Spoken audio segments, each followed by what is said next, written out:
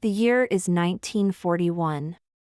The United States is reeling from the surprise attack on Pearl Harbor, united in a fierce determination to fight back.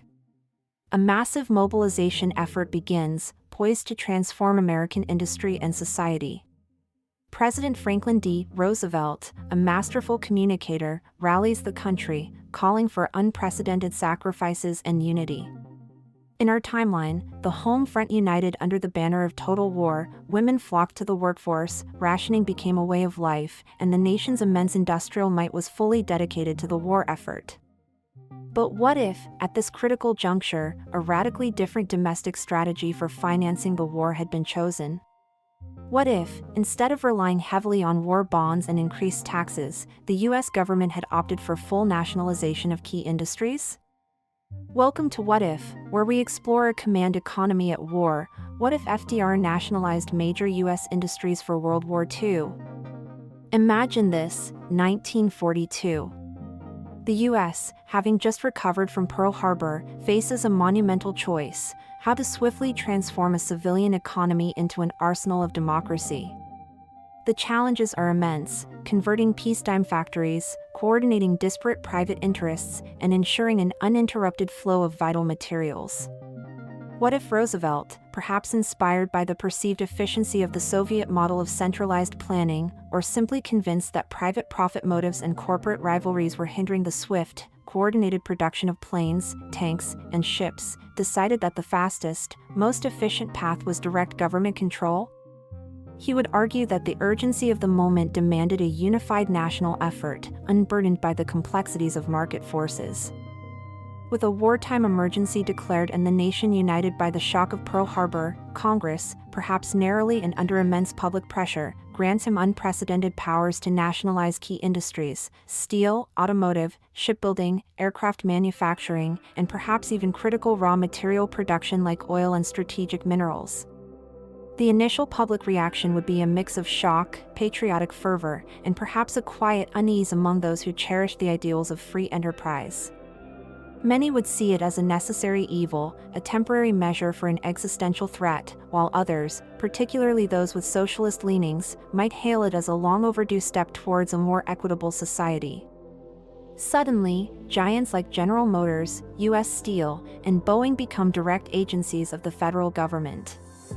Their corporate structures are dissolved, their production lines fully integrate into a centralized war plan.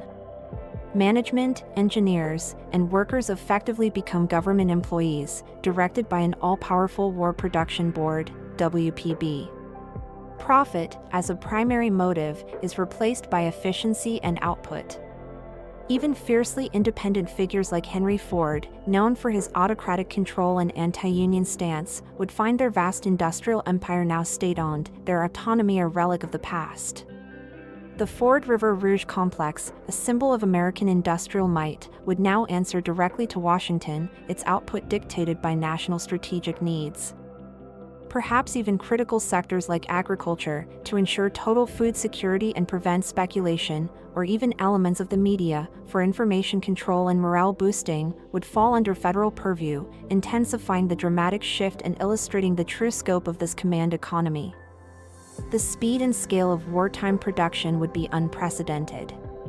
Imagine all resources, labor, and innovation singularly directed towards the war effort, free from corporate competition or shareholder demands. Such an arsenal of democracy could churn out even more tanks, planes, and ships, potentially shortening the war by months or significantly reducing Allied casualties.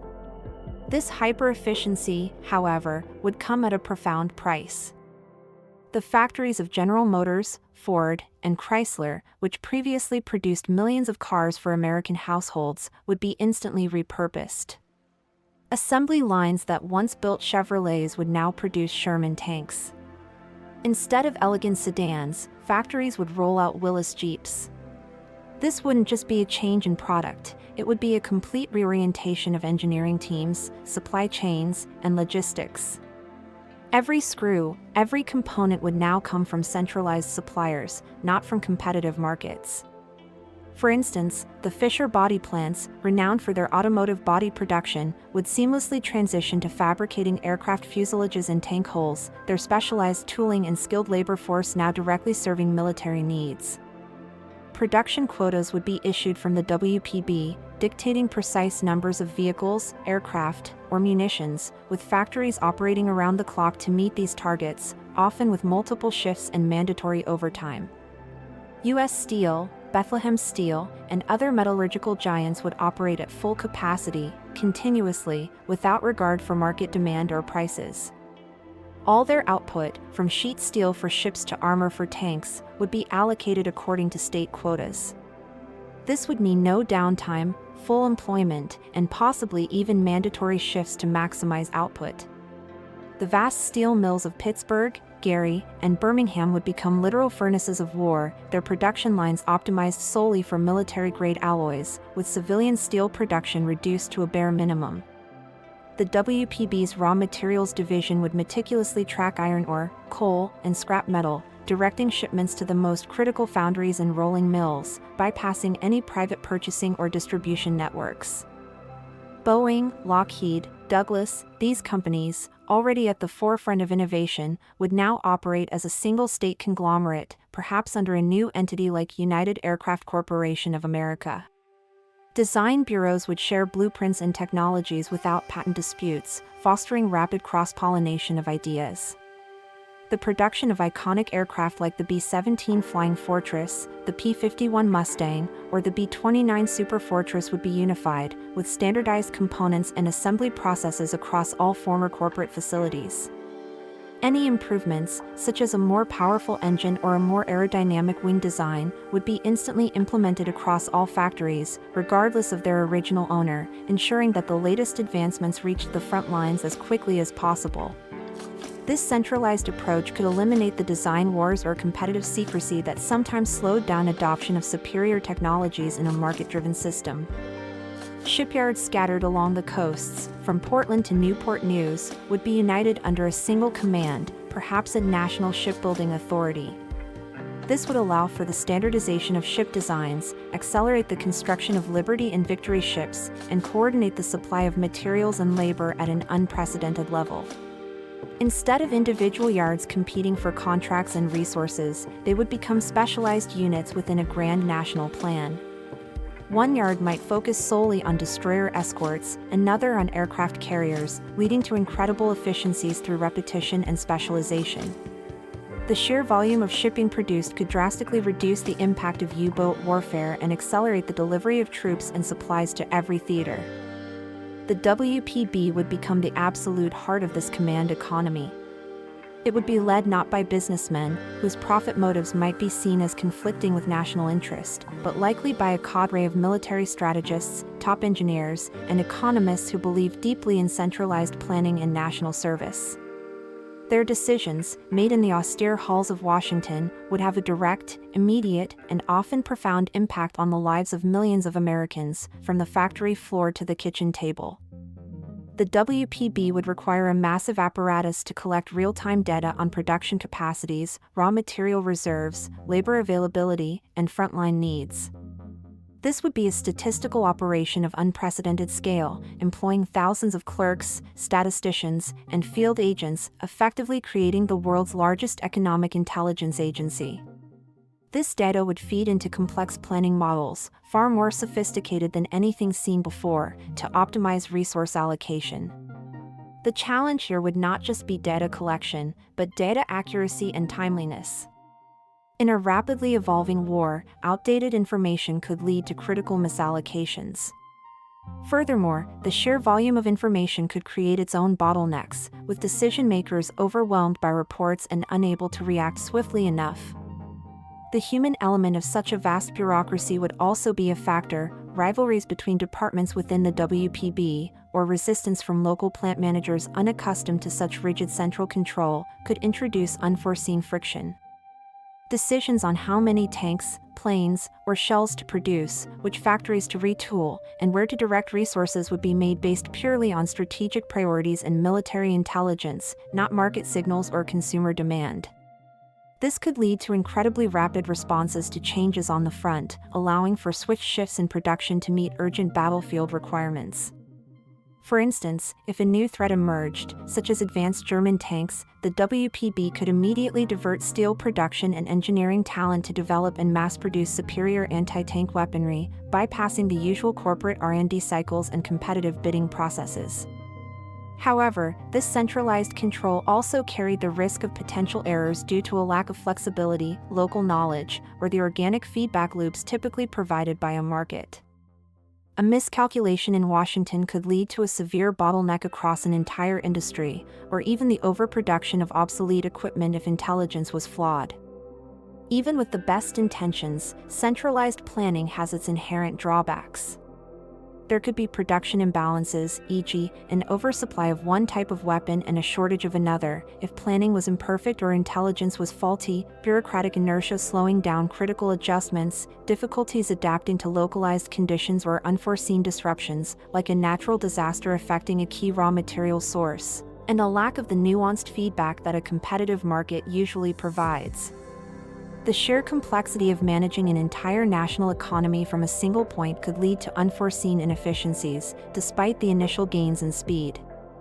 The absence of a profit motive, while intended to streamline production, could also remove a powerful incentive for cost efficiency and quality control, potentially leading to wasteful practices or lower quality output if oversight was insufficient. Millions of Americans working in private enterprises would suddenly become government employees. This could provide job stability and guaranteed wages, a welcome change for many still scarred by the Great Depression. The fear of unemployment, a pervasive anxiety in the 1930s, would largely vanish. However, it might also limit their mobility and job choices, as workers could be directed to specific industries or locations based on national need, potentially leading to forced relocations or assignments to undesirable jobs. Labor unions, traditionally adversarial to corporate management, would likely be integrated into the state structure, their role shifting from representing workers' interests against employers to cooperating with the government to achieve war goals. Strikes, while not outlawed explicitly, would be seen as acts of national disloyalty, severely limiting their use as a bargaining tool and potentially leading to government intervention or even suppression of labor unrest. The psychological impact on workers, transitioning from private citizens to cogs in a vast state machine, would be immense, fostering a sense of collective purpose and shared sacrifice, but perhaps also a feeling of diminished individual agency and a loss of the freedom to pursue personal economic advancement. This could lead to quiet resentment, or even active, though suppressed, dissent in the long run. The government could establish centralized research centers, bringing together the country's best scientists and engineers under direct state patronage. Patents and technologies would be freely shared among all nationalized enterprises, eliminating intellectual property disputes and fostering rapid dissemination of knowledge. This could accelerate the development of new technologies such as radar, the atomic bomb. The Manhattan Project would be even more integrated into the WPB structure, potentially accelerating its timeline due to even fewer bureaucratic hurdles and resource constraints, or jet engines, by pooling all national talent and resources. Imagine all the top minds from Bell Labs, MIT, and Caltech working under one unified command, their discoveries immediately implemented across the entire industrial base. However, the absence of competition and profit incentives could stifle individual initiative and garage innovations, which are often the driving force of progress in a capitalist system. Without the potential for a massive personal payoff or the competitive pressure to outdo rivals, would the next breakthrough come from a lone inventor or a small, agile startup? Or would innovation become a more methodical, but potentially less revolutionary, state-directed process, prioritizing incremental improvements over disruptive leaps? The risk of groupthink or a lack of diverse approaches could also emerge in a highly centralized R&D environment. Life on the home front would become even more austere. Rationing would not just be recommended but strictly controlled, enforced with the full weight of the state. Every aspect of consumption, from food to clothing, fuel to housing, would be under state control, allocated through a complex system of coupons and permits. The production of consumer goods would be minimal, as all resources were relentlessly directed towards the war effort. This could lead to greater social solidarity, a shared sense of sacrifice, and a powerful sense of national unity in the face of a common enemy. However, it would also inevitably lead to the growth of a black market for desired goods, and a simmering discontent among those who felt the burden disproportionately or who chafed under the pervasive state control. Propaganda campaigns would be ubiquitous, not just to boost morale, but to actively promote the new economic model, emphasizing collective good over individual desire, and framing nationalization as the ultimate expression of American unity and determination. Civilian volunteers would be organized into state-run brigades for everything from scrap drives to civil defense, further blurring the lines between private life and state service and instilling a deep sense of civic duty, or perhaps, state obligation. The psychological toll of such pervasive control, even for a noble cause, could be significant, potentially leading to widespread anxiety or a feeling of being constantly monitored. Theoretically, nationalization could accelerate victory. More tanks, planes, and ships, produced with unparalleled efficiency, might allow for a quicker defeat of Germany and Japan. Overwhelming material superiority could shorten campaigns, reduce the need for prolonged attrition, and potentially save countless lives. Imagine D-Day occurring months earlier, or the Pacific Island hopping campaign progressing at an even more furious pace due to an endless supply of landing craft and air support. The ability to instantly shift production from, say, bombers to fighter escorts based on real-time intelligence could provide a decisive tactical advantage. However, overproduction in some sectors could lead to shortages in others if planning was imperfect, or to problems with logistics and distribution if the infrastructure couldn't keep up with the sheer volume of output. The sheer scale of material produced might even create new problems: how to transport and deploy it all effectively. Product quality could also suffer if efficiency were the sole criterion and incentives for excellence were diminished in a non-competitive environment, potentially leading to equipment failures or less reliable weaponry.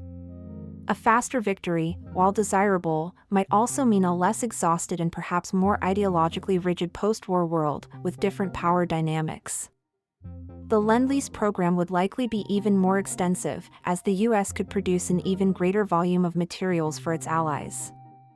This would make other countries even more dependent on American industrial might, potentially shifting the balance of power within the Allied coalition, giving the US even greater leverage in post-war negotiations. Allies might view the US with a mix of awe, surprise, and even suspicion.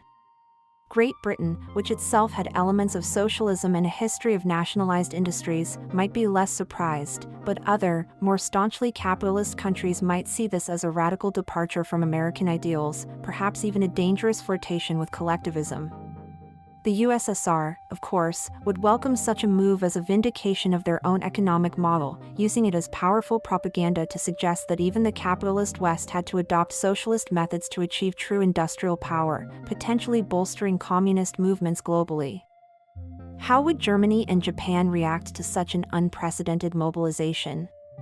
This could either demoralize them, demonstrating the seemingly endless and unified resources of the US, leading to an earlier surrender, or push them to even greater brutality and desperation, realizing that less time remained for victory and resorting to even more extreme measures. Their propaganda might try to exploit internal divisions in the US over nationalization, painting Roosevelt as a dictator or a communist sympathizer, potentially fueling anti-government sentiment among segments of the American population who felt their freedoms were being eroded, perhaps even leading to organized resistance or sabotage. The ideological battle would be fought on multiple fronts, both externally and internally. This would be one of the greatest challenges: how to transition from a wartime command economy back to peacetime. The administrative, legal, and political complexities would be staggering.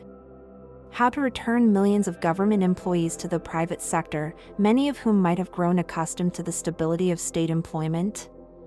How to assess the value of nationalized assets and compensate former owners, many of whom might demand exorbitant sums and launch protracted legal battles? This process would be extremely complex, fraught with political battles, legal challenges, and economic dislocations, and could easily last for decades. The very notion of private property would have been fundamentally challenged. Perhaps the government, having tasted direct control over key industries and witnessed their wartime efficiency, would decide that it was simpler, or even strategically necessary, to maintain control over key industries, citing national security or economic stability in the face of a new global order and the looming Cold War. The public, accustomed to state-provided employment and a sense of collective purpose, might also resist the dismantling of these state enterprises, especially if it meant a return to pre-war economic uncertainties and the perceived failures of unregulated capitalism. The political will required for such a reversal would be immense, and likely absent. Post-war America would likely have a profoundly hybrid economy, a unique blend of state control and residual private enterprise. Former industrial giants like General Motors or U.S. Steel could remain state corporations, operating on principles of efficiency and national service rather than profit. They could focus on massive infrastructure projects, such as building a national highway system decades ahead of schedule, expanding public transportation networks across the country, or constructing new, planned cities to accommodate returning veterans and a growing population. They might even compete with remaining private firms in certain sectors, but with different mandates, prioritizing social good or strategic objectives over pure market share. Small and medium-sized businesses would likely remain private but would operate under stricter government regulation and planning. Service sectors, retail, and some high-tech niches could remain private, but even here, state-owned enterprises might provide key inputs or compete directly. For instance, while local grocery stores might remain private, the nationalized agricultural sector would dictate supply, pricing, and even distribution methods, effectively controlling the food chain from farm to table. Banks and financial institutions could also come under greater state control, transforming into instruments for financing state projects and allocating capital according to national economic plans, rather than acting as independent market players driven by profit. This would fundamentally alter the flow of capital and investment in the country, with credit directed towards national priorities rather than purely commercial ventures. The Federal Reserve's power would be vastly expanded, perhaps even absorbing commercial banking functions. This experiment would radically redefine American capitalism. It would no longer be synonymous with a free market, but rather a form of state capitalism or a socially oriented economy, perhaps even a unique American brand of democratic socialism. Debates about the government's role in the economy would be constant, and the precedent of nationalization could be used for further expansion of state control during periods of crisis or for ambitious national projects, like a universal healthcare system or a national energy grid. The very definition of freedom in America might shift, emphasizing collective security, economic stability, and social welfare over purely individual economic liberty and the pursuit of private wealth. This could lead to a more egalitarian society, but potentially at the cost of individual dynamism and entrepreneurial spirit. The Cold War would take on a completely different character. The U.S., with a significant portion of its industry nationalized, could not so clearly position itself as the antithesis of the USSR in the struggle of free markets versus communism. U.S. rhetoric would be more complex, perhaps focusing on democratic socialism or people's capitalism as an alternative to totalitarian communism, highlighting democratic governance and individual rights within a state-managed economy, rather than the pure economic model. This nuanced ideological stance might make it harder to rally staunchly capitalist allies against the Soviet Union, but it could also make the U.S. more appealing to newly independent nations seeking a middle path. Soviet propaganda, of course, would use this as proof that the U.S. recognized the advantages of a planned economy, constantly pointing to the nationalized industries as evidence of capitalism's inherent failure and the inevitable triumph of socialism. This could complicate the formation of an anti-communist front and undermine the moral authority of the U.S. as the leader of the free world, forcing it to articulate a more nuanced ideological position on the global stage, perhaps focusing more on political freedoms and human rights rather than purely economic systems. Developing countries and newly formed states, emerging from colonialism, might see this American model as a third way between Western capitalism and Soviet communism. It could become an appealing blueprint for nations seeking rapid industrialization and social development without fully embracing either extreme, potentially leading to a more diverse global economic landscape. This could lead to the formation of new alliances and blocs that would not fit neatly into the bipolar world of the Cold War, potentially creating a more multipolar global landscape, with the US leading a bloc of hybrid economies rather than a purely capitalist one. The US might become less inclined to support purely capitalist regimes abroad if its own economy were hybrid, potentially altering its foreign policy and interventionist tendencies, perhaps favoring non-aligned movements or even socialist governments that maintain democratic principles. This economic shift would trigger profound cultural changes. The emphasis in American society could shift from extreme individualism to greater collectivism and social responsibility. The American dream could transform from a dream of personal wealth and entrepreneurial success to a dream of contributing to the common good and achieving societal well-being through collective effort, perhaps even a national service ethos extending beyond military duty. Education might emphasize civic duty, technical skills for national service, and collective problem-solving, rather than individual competition. The post-war consumer boom, which in our reality was associated with the return of private enterprise and mass production of goods, would be delayed or take a different form entirely. Instead of new cars and household appliances filling suburban homes, the emphasis might be on public services, robust infrastructure, universal education, and comprehensive healthcare, all funded and managed by the state. The concept of abundance might shift from private consumption to public provision, with citizens valuing access to high-quality public goods more than individual ownership of consumer durables. This could lead to a society with less material inequality but perhaps less individual choice in consumer goods. Nationalization would lead to the emergence of new political parties representing the interests of state enterprises, or to the strengthening of socialist and progressive movements within existing parties. The power of the federal government would significantly increase, potentially leading to fears of authoritarianism or, conversely, to the formation of a more effective and centralized democracy capable of tackling large-scale national challenges, such as environmental protection or urban planning. Social movements might arise, either fiercely defending the new state-centric order and its perceived benefits, or vehemently pushing for a return to traditional free market principles and individual liberties, leading to ongoing ideological battles that define American politics for generations. State control over the media, if implemented, could limit freedom of speech and artistic expression, even if justified by wartime necessity and national unity. Art and culture could become more instrumental, aimed at supporting state ideals and goals, potentially leading to a form of socialist realism in American art, focusing on the heroism of labor, national achievement, and collective sacrifice rather than individual expression or critique.